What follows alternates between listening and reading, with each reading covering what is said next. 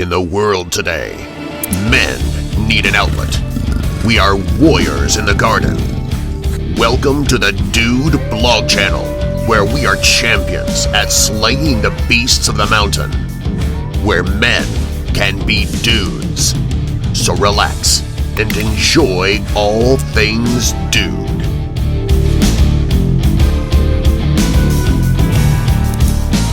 Party on, dudes.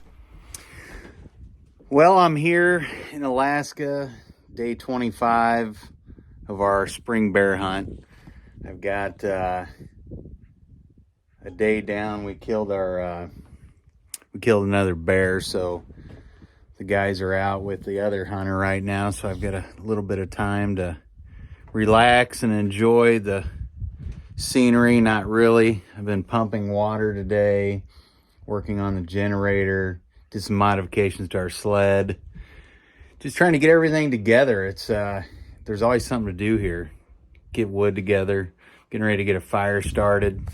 Just gonna get that knocked out, and then I'm gonna sharpen a knife and see how this thing rolls today.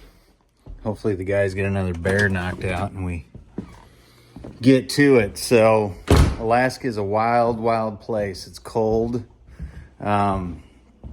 You know, when you're in an off-grid situation, you're dependent on the Toyo stoves. That's what keeps us warm there. Here's our secondary heat right here. Keep a little wood split.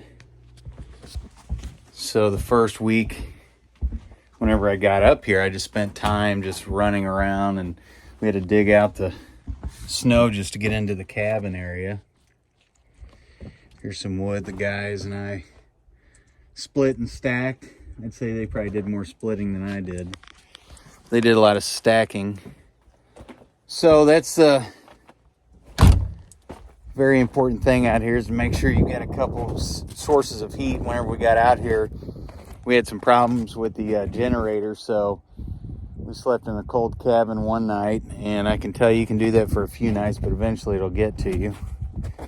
I found a old dump truck flap, stuck it on the sled here, so when we're pulling the sled, we've got a way for the snow not to necessarily get into it. So that's the modification I made today. So day 25, I'll be here probably a total of 40 days. Here's our good old Jiffy ice drill. So right down here on the lake, we punch a hole in the lake, and then we have a 400-gallon holding tank underneath the cabin. We run a hose up, we have a little Honda pump. We pump water, fill up 400 gallons. That allows us to shower every few days or once a week, or after you kill a bear. Gives you an opportunity to knock the grease off anyways. So this is I'm gonna build a little fire.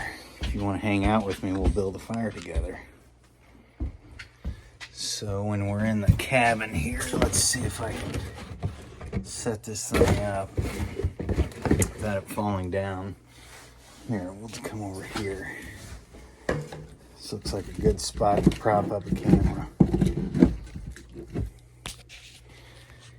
There we go.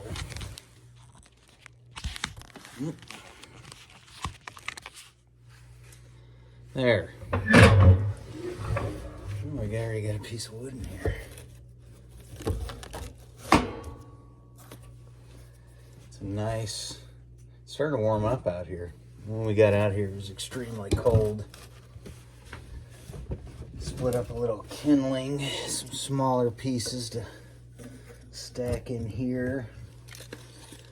I like to layer this thing up.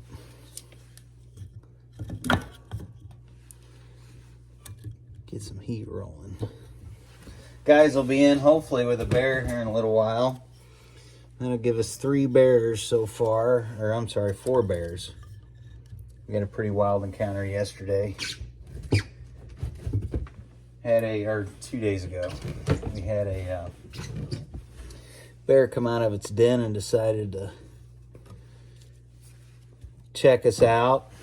Luckily, it was a good bear. The hunter decided it was the right shot, took the shot. It all ended well. Sometimes it doesn't end well. Bear did not suffer. So, let's get this thing lit. Cardboard's not the best. But at least get things going. Off-grid living. This is a wild experience. Everything is hard. So we're about, 5 miles from the ramp. We take snowmobiles across a frozen lake. And then it's about 30 miles into town. So it takes quite a bit to get things going.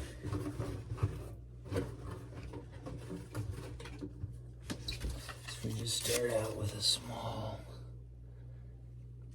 get these things rolling. It takes a little bit to get these hot.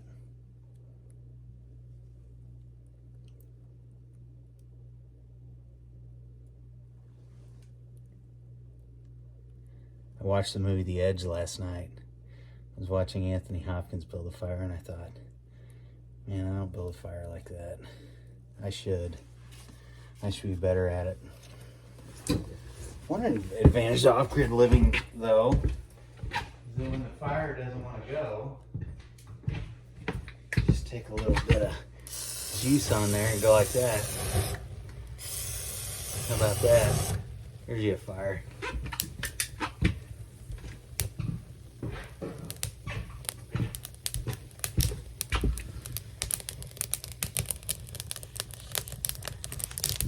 So if you're wondering what that was just a little WD-40. It kind of gets things going a little bit. We got a nice fire going now. Now, one thing that I've noticed in Alaska is everybody has a jar of Tang with them. We got this one on discount for $7.99 at the store, which everything in Alaska is incredibly expensive. Costs a lot of money to do anything out here. So, got a knife sharpener here. This is a DMT knife sharpener, and it has two sides to it. So it has a coarser side and then a rougher side. Oh, sorry, this is the rougher side. This is the side for finishing. So this is like a hard, and then you have your, this is a finishing, but then they make a slicker one that'll give you more sharpening. I'm not the best sharpener in the world, but a couple things I keep in my pack. I keep this outdoor edge. This thing is great for working over a bear. It's still got a little, I just cleaned it and changed out the blade, but it still has a little bear grease on it. Everything condensates up here, so whenever you bring it back into the cabin. This is a Razor Pro. It's a 3.5-inch blade. What I like about this, though, is it also has a really cool swing blade. So when you're going up the center of the bear, you can go right up to the throat, from the butthole to the throat, and then you make your cuts going across the arms and then across the legs from the butthole, actually from the heel to the butthole, heel to the butthole. Anyways, I really like this. This is a great knife. Skinning knife, keep some extra blades in the pack. I refreshed everything yesterday. Yesterday was my full down day where we went out, we killed the bear around 6:30, and then after we came in from the hunt, of course we had to paw the bear out, so that's extracting the paws out of the hide, and then took the skull out of the bear and got it packed up in a box and frozen. One little trick I learned is when you have the locking tag, so that's the tag that Alaska gives you, you want to make sure that when you're putting that bear in the box, put that locking tag up on top of the box before you freeze it. it sure makes things easier when you got to get back into it. So I carry that with me. For the pawing and the skull work, I use this little Havalon. I don't even know what size it is. It's just a little Havalon knife. This thing is a surgical blade. So when you're trying to get in those deep crevices, this says it's the 60 stainless. I don't know. It'll be all right. But when you're actually out in the field skinning, I like these little bad boys here. So this one actually does come with a skinner. You can see it's got some grease on it, but so that's a little skinner. You can just go through. You want to keep this thing just razor sharp. And you got a little skinner here with a gut hook on it. So this is nice. I use this in Montana on elk. It works really well. One must. I tried this new knife out. This is a Cutco. There's the brand Cutco. It's a nice knife. It holds a good edge. I would say for skinning, this would be great on a moose and on an elk. I don't think this is necessarily that great on a bear because, you know, you're working that hide down, but it's a little bit too long. I like the wider skinners that you can just kind of, this one here, you put your finger in it, just cut right through it. This also has a bone saw, but we don't need a bone saw for bear. See, it's got a little juice on it. Something I carry in my pack. Carry this when you were in the bush. Always carry this. This is a Wyoming saw. This thing will save your life. You get stuck in the trees with your snowmobile. You can throw this thing together. You can saw the tree out.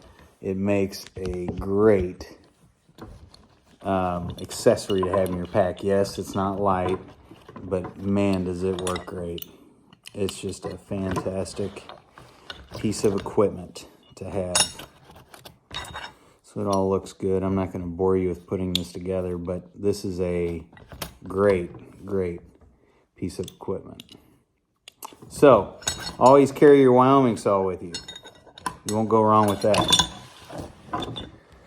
With the sharpener, there's a few things you can do. I see guys spit on it a little bit. Just get a little lube there. And you want to be like you're cutting, like you're skinning something. You're taking a piece of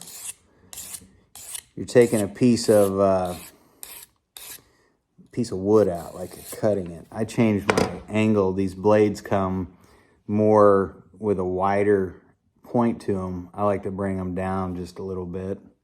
Just makes it a little nicer. So you go even 1, 2, go to 10, and then work it back the other way.